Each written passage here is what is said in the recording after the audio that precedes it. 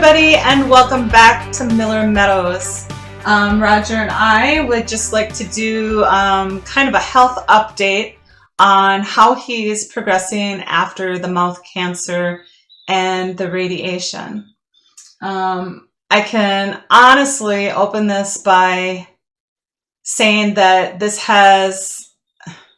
I truly feel it's been a traumatic event in our lives. I feel almost like we have post-traumatic stress disorder at this point in time. And I'm not even the one that really went through the physical things, obviously. I mean, with cancer, you don't know where you're at. I mean, you can hope, but it was hard. When you feel like you're done, you're not done. You get hit with a different wave of a different thing, and you get done with the surgery and you think, great, not too bad, that wasn't so bad, we get through this, and then all of a sudden radiation comes and wow, another set of different type of pain and another set of issues of a lot of stuff like nausea and sick and fatigue and of course the burns. Yeah. I think that we were disillusioned with a lot of things. You know, we were pretty excited over the prospect that Roger was able to do the experimental clinical trial on the proton radiation, you know, where they narrow the beam in and just really, really directly, treat the cancer itself. And there focused. And, you know, so there wasn't so much additional tissue and stuff that was affected by the radiation. And we were really, really excited about that. And I think it was a good choice between the two radiations. I think it was the best choice. But we also found out later that because the proton beam is so focused, it's actually a more intense form of radiation. And that's why instead of that broadband radiation that would go on for 6 weeks, that's why they can shorten the period to a shorter 3-week period. And it was really rough on him. He went through the first couple of weeks of treatment. There's a whole lot of, I think, mental and emotional stuff that goes on.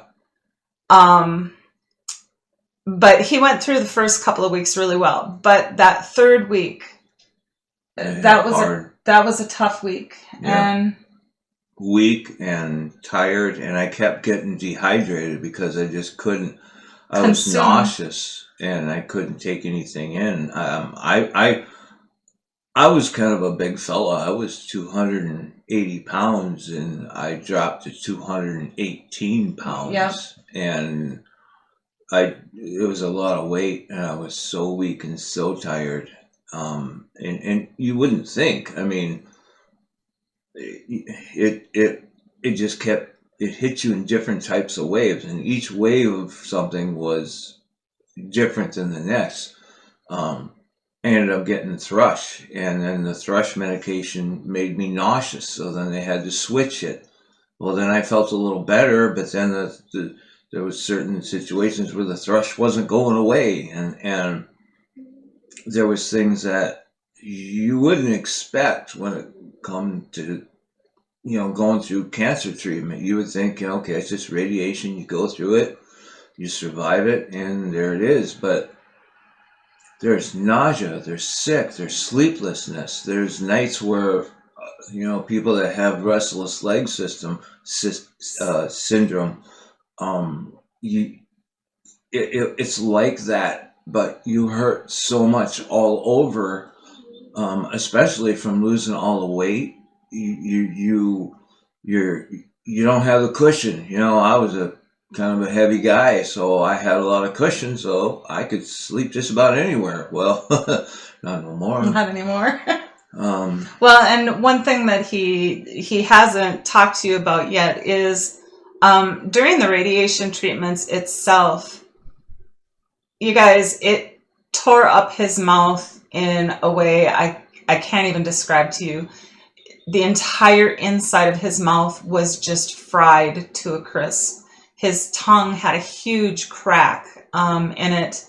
It hurt him so bad that even it's crazy. It's crazy.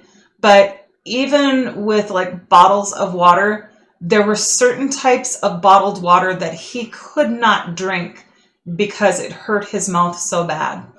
Salt, I think there was like salt treatments or something in it. Yeah, possibly. I don't know what was in it, but it was hurting my tongue. We actually had to start purchasing a natural spring water for him, and that was all he could drink was the natural spring water. But anyway, of course, through all of that and through the damage that was done throughout the entire mouth, I mean, he had blisters and sores and cracking. And then, of course, when it started healing, all of that dead skin started to slough off. And this is graphic. Pain. Yeah, this is graphic, but he was literally having to spit chunks of his flesh out of his mouth. It was like the worst thing. I don't know how he survived through it.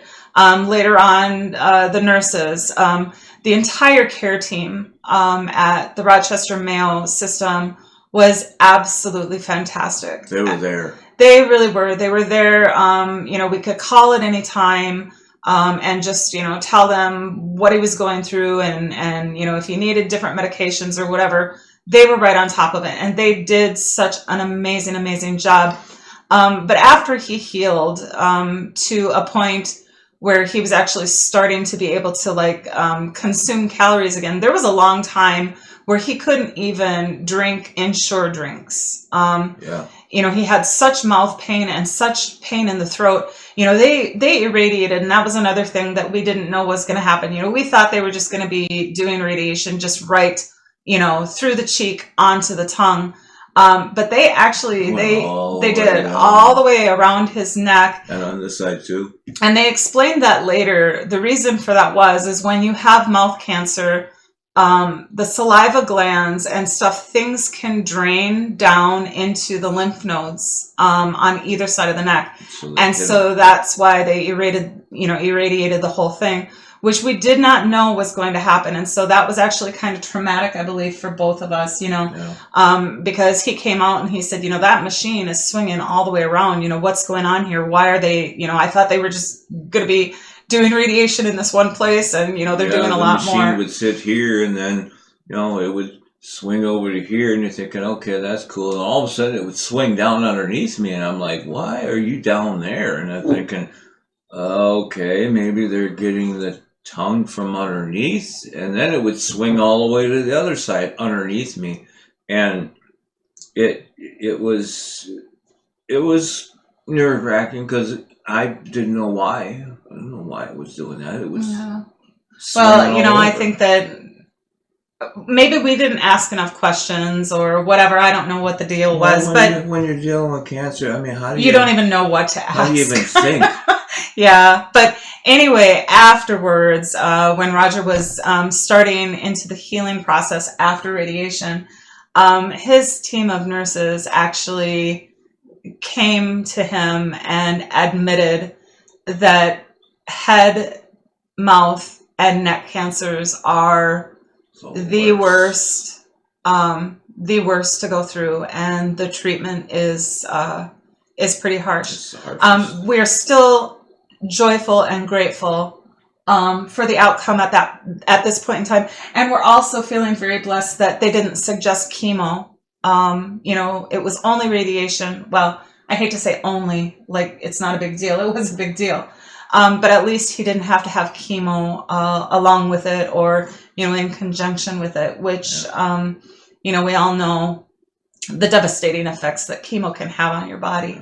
I mean, my system was messed up as it was. Not eating for so long, my digestive system was just so far pretty shut whack. down.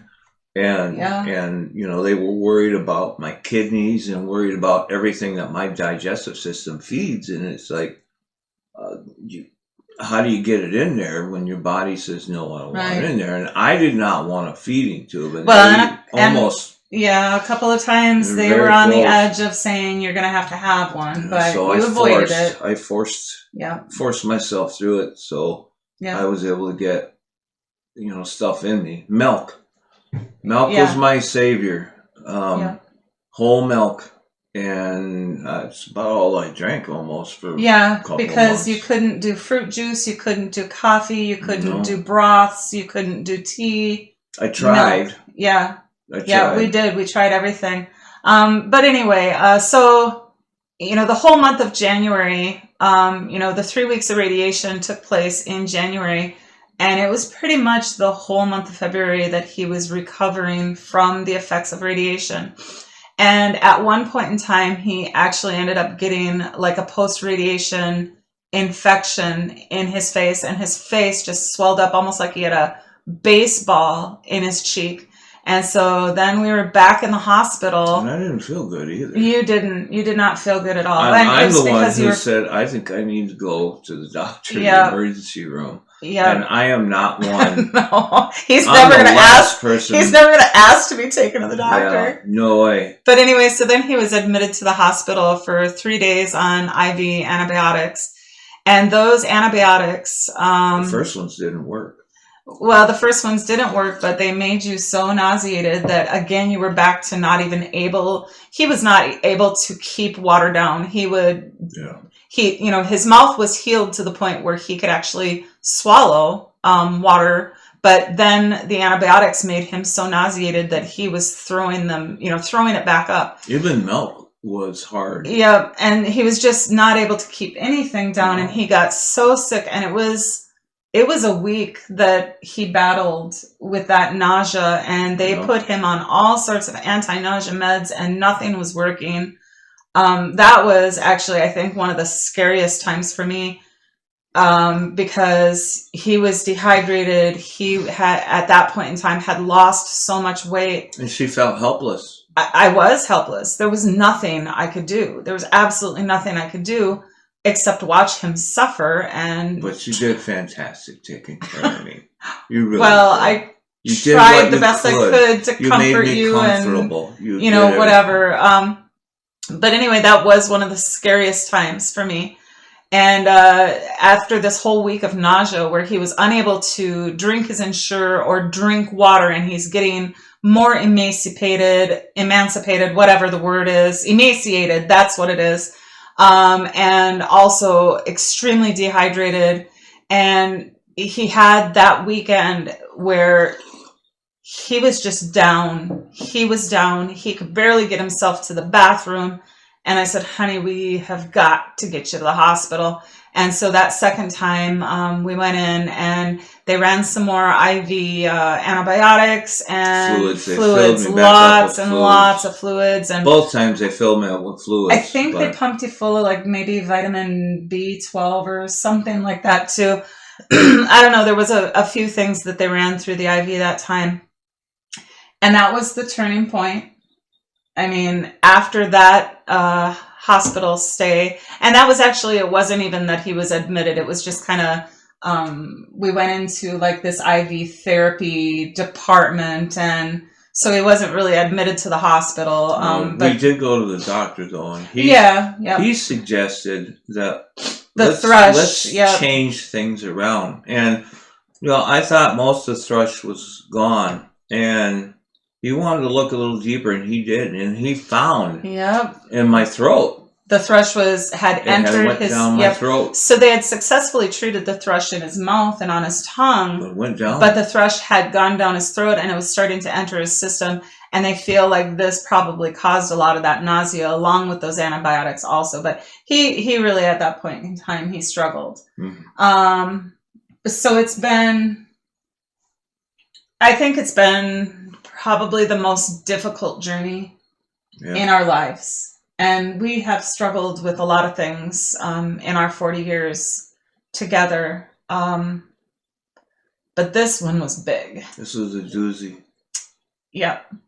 And we find out the final results the 23rd of this month. April 23rd. He has a follow-up PET scan. I'm sorry. Which will turn out good. Yep.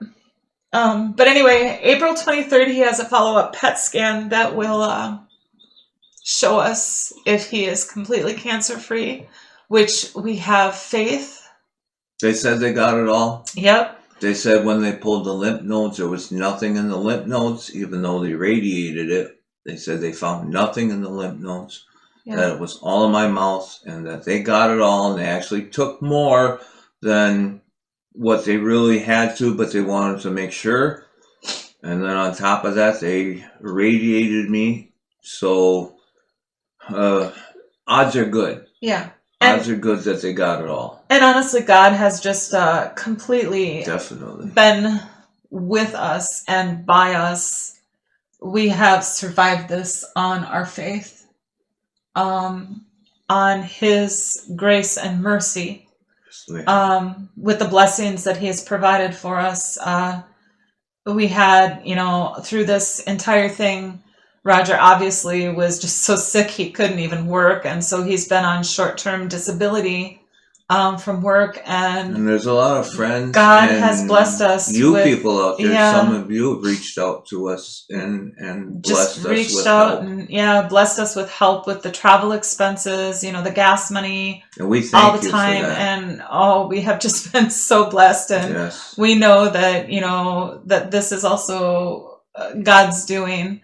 That He put on your hearts to reach out and help us, and we are so grateful. But anyway, we are through hopefully the hardest part of it, and we are just praying still, and we appreciate all of your prayers. You guys, I don't think that we could have ever done this without all of you lifting us up in prayer. Jesus has just always been the cornerstone, and we thank and praise Him, but sometimes we don't really understand how much we need Him in difficult times like what we've just been through, and how you lean so much on Him and His word and the comfort of prayer. It's been an incredible journey. Yeah. And how He's there when you least expect it. It's like, wow, okay. Yep, absolutely. It's just been amazing. But anyway, so we are going to proceed forward. We're kind of getting back into normal life. It's taken a while, guys. It's the end of March, and we're just finally feeling, I guess, to the point where we can move forward. My strength is coming back. It was really gone. Yeah. In fact, I was shaking because my muscles just couldn't.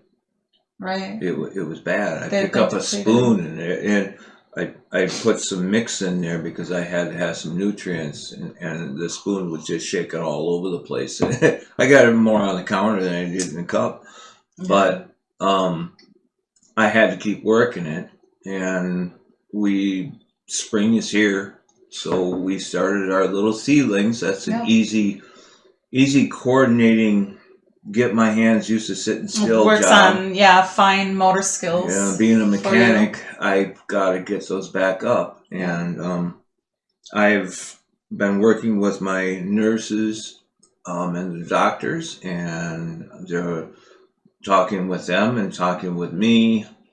I get to go back to work here in a couple of weeks. Yeah, he has opted to. He technically, his medical leave is through the end of April, but he's decided that he feels good enough to go back a little bit sooner than that. And so you're returning to work on the 15th, which is another just absolutely, it's an absolutely huge blessing that we're rejoicing over.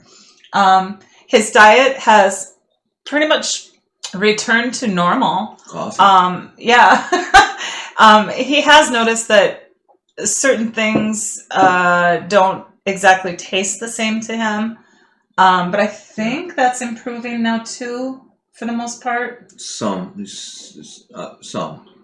Okay. Not all. My my senses losing all the weight that I did. I mean, technically I should be down at the 218 mark, but my sense of smell, my sense of taste is gone, but my sense of smell had like intensified, went way off the scale. It's like I could smell everything, and sometimes that made me nauseous of certain things. But I'm hoping that my taste is still there a little. It's kind of like they destroyed all of the taste buds. I mean, his tongue was so burnt, because of due to the radiation. And they cut all the nerves in there too. Yeah, true. Because they had to take a third of my tongue. So, and that's why, it's not clear. I hope everybody can understand me okay. But you talk a lot better than what you give yourself credit for. I think that you personally... I'm used to hearing myself. I know. I think that you kind of just have this, you're overly aware of it because it has been a change for you. But it's a part of my life. My voice is my life. A part of my life, my whole life. You listen to yourself talk, and other people listening to you. I mean, I can tell that your speech is slightly different, but you are very clear, and you can articulate really well. You're doing amazing. Well, so yeah, when it's you and not somebody else, you can tell. And we're always overly critical of ourselves. I think, and you can tell. I mean, part of my tongue does not work. I'm hoping that the muscle and the nerves will grow back in and things will start to move again. But realistically, I mean, they cut nerves. Yeah. So it's not going to move. It's not going to, unless something grows back in there. It's like I said, whatever makes your muscle work. You cut them nerves, and it's not the same. It has been really incredible. Something that I don't think either one of us realized would happen. But even though they removed a third of his tongue, after the healing process, his tongue has kind of spread out again to fill that missing gap. It's not regrowing cells by any means. You can't chop off your finger and have your finger grow back. We're not created that way. But the missing part of his tongue, the rest of the tongue has kind of spread out and kind of filled the gap. But it is, like when he sticks out his tongue, it's shaped differently, and it turns because it does, different. It kind of turns differently, and of course, that center of the tongue is way off track. But the healing process has been incredible. You've done amazing. You went through this entire thing like a champ, just so strong and so brave, and you just kept marching forward, and I just admire you.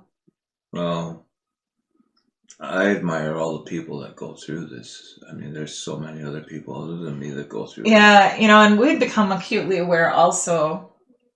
We watch a lot of other YouTubers, and we have become so more acutely aware of how many people are struggling with cancer. Cancer is just...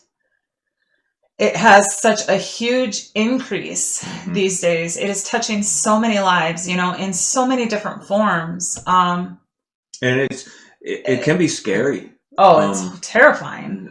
There's a gentleman YouTuber that has responded to me asking how I'm doing because he went through throat cancer. And they had to do the same thing to him. They make a mask that goes over your face, and it's so tight that you can't blink your eyes, and it locks your head to the table. This is during every radiation treatment. Yeah. They, because you have to be completely still.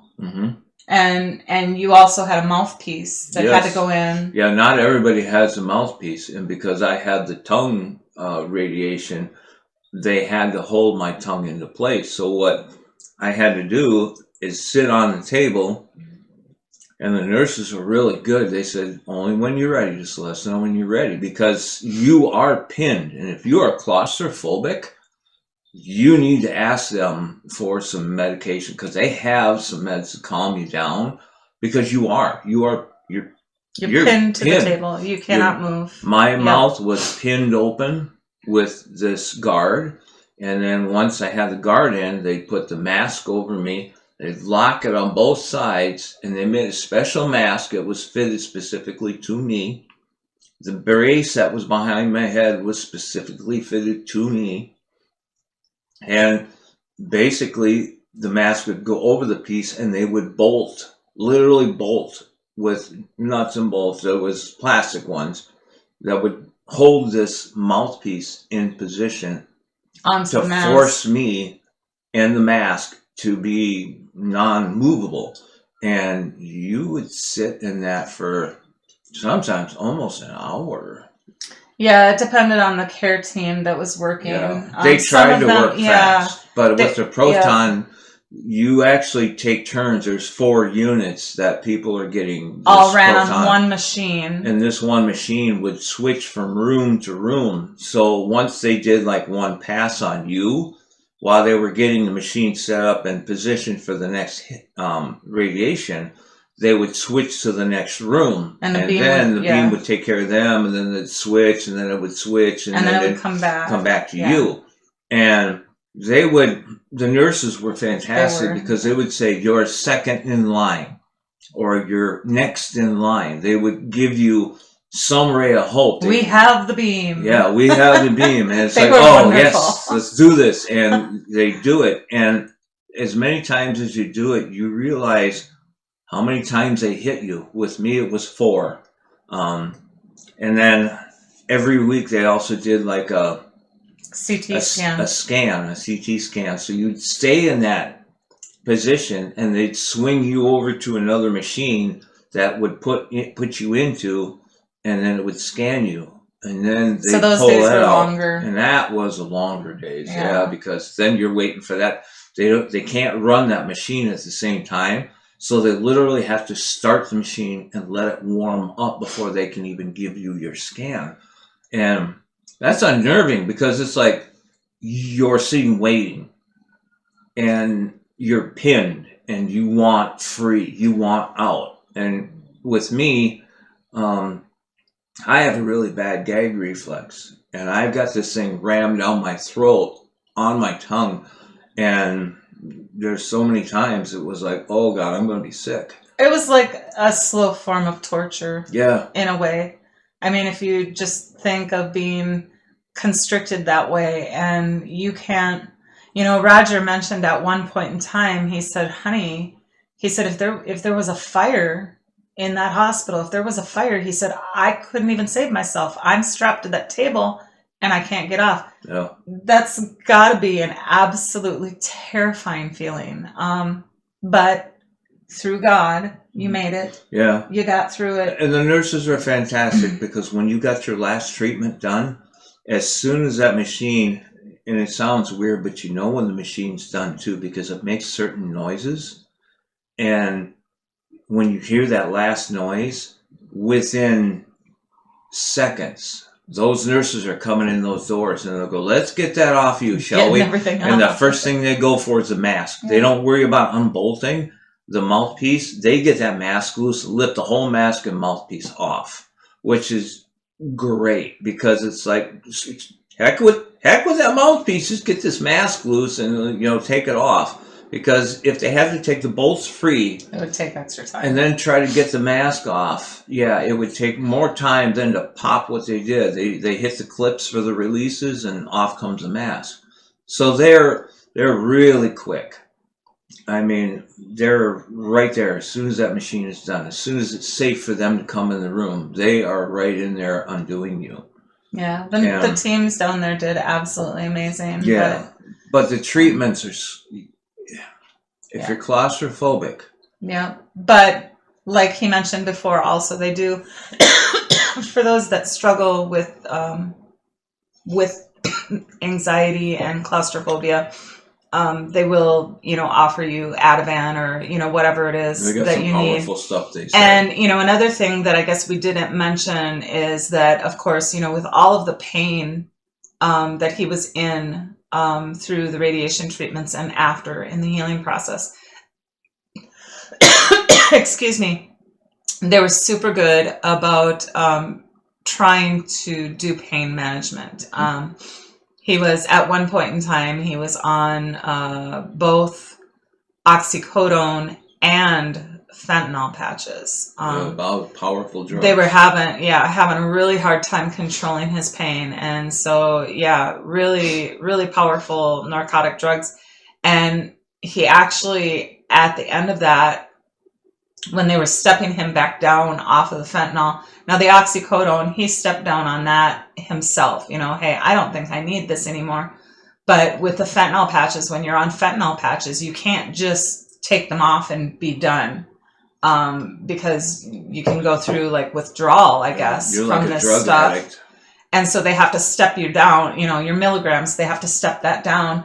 And so they did, they stepped him down to the lowest one. And then when it was time not to wear those patches anymore, he actually did have some really difficult nights. And actually, he's still kind of having some difficult nights. It's not so bad for you during the day when you're up and moving around. No, but at night. At night, he's experiencing like almost like restless leg syndrome, where he never in his life has ever had that before. His legs hurt him so bad, and other things go on at night that, his sleeping has gotten better, but it's still quite disrupted. But he's not napping anymore during the day, which is a big change. And, so he's back to up during the day and sleeping at night. But I think he's still seeing some of that fentanyl withdrawal type side effects. But nothing terribly drastic, No. So, but, they are really good about, if you go through something like this, definitely just communicate with your medical team at all times. And they'll help you. There's no reason. You're suffering already. There is no reason why you have to suffer in pain. They can control your pain. And if what they give you is not working, tell them. Yeah, they'll switch it up. Just tell them. And I think that's where I really worked hard to advocate for Roger. I just wasn't going to let him suffer like that. And so, if something wasn't working, I was on that phone. He couldn't speak for quite a while. And so I was his voice. And so I was just on that phone advocating for him and saying, this isn't working.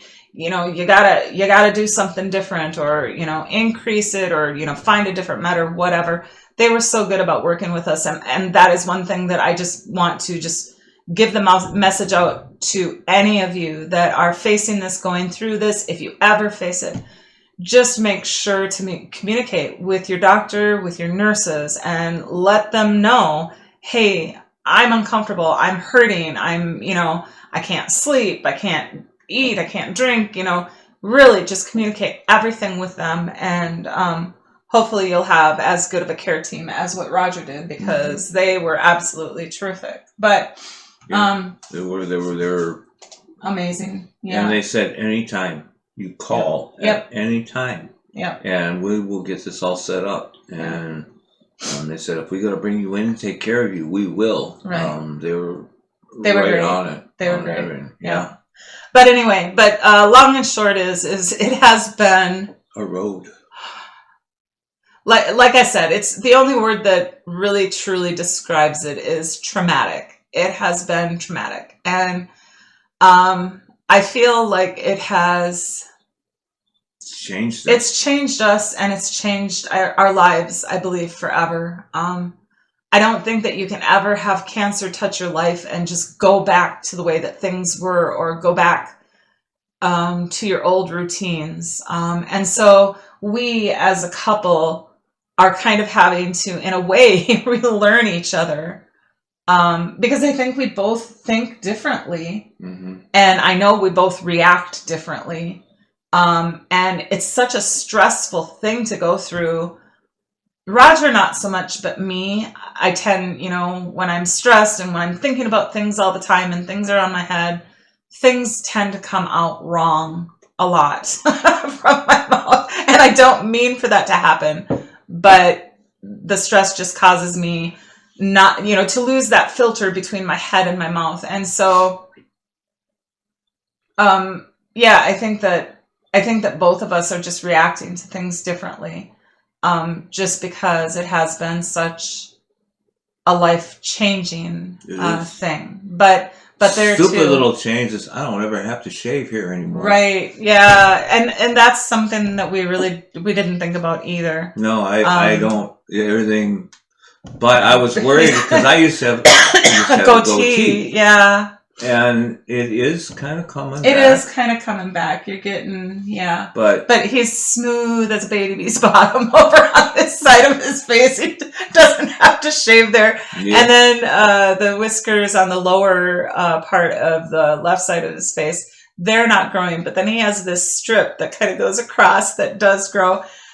Just you can tell where they hit me. Just strange things that you just don't ever think about until you're there and you're dealing with it. And yeah, and we were both kind of worried that, because after radiation, he had absolutely no whiskers at all on his chin. They fell off. Yeah, everything fell out and they weren't growing back for the longest time, but now they are. And so I guess that's one more step into feeling a little bit more normal. Mm-hmm. But we are moving forward. We are not so exhausted and emotionally just drained anymore, because that's how we have lived since November of last year. It has just been an emotional roller coaster, and you are just exhausted all of the time. Well, even before that for me, because you were dealing with so much pain with the cancer itself. But yeah, it's been a really, really long road, but we are finally, I think, coming to the end of it and going to be able to move forward. Mm-hmm. Roger does have a lot of seedlings planted, and so we're getting the garden stuff underway. And she's getting more videos out. I am getting some more videos out now. I feel, a little bit more refreshed and have more time to kind of focus on it. Since we're not running to the doctor all the time and all that stuff. So I think that we're on the path to kind of getting back to some normalcy in life. We just really appreciate, like I said, each and every one of your prayers. Thank you. And help from the ones who reached out to us. Absolutely. That was a blessing. It really was.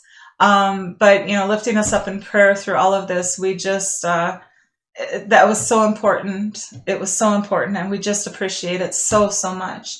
We appreciate you guys. Yes, we appreciate each and every one of you. Yeah. Anyways, so I think that is all that we have to share at this point in time. We're just rejoicing in the fact that Roger is feeling so much better, and he will be returning to work. And so I'll be getting a couple of videos out. We have an old 1944 Gravely walk behind. It's an old girl, but walk behind tractor. My son and I have started to work on it, and it's kind of a nice beginning project for me to kind of get his fingers all moving again, going again, because it's not big. It's like little small projects to try to get things working. So he's been working side by side with me on that, and we're going to have that up and running here, hopefully for springtime. Yeah, get the garden tilled up with that. That would be fun. Be able to see an old antique piece of equipment in operation. Yeah, exactly. It's kind of a cool little unit. So we'll try to get some videos on that, just because it's just so unique and kind of fun, And we are kind of hoping that maybe this year won't be as crazy, and we can do a lot more outside recording as far as the garden and stuff. I hate making promises that we can't necessarily keep, but this is our plan, and this is what we hope to do. So hopefully we'll be able to share. Yes, hopefully we'll be able to share more of our gardening stuff this year for sure. But anyway, I guess that we will call it good for right now. God bless you all, and until we meet again, thanks for spending your time with us. Definitely. We'll see you later.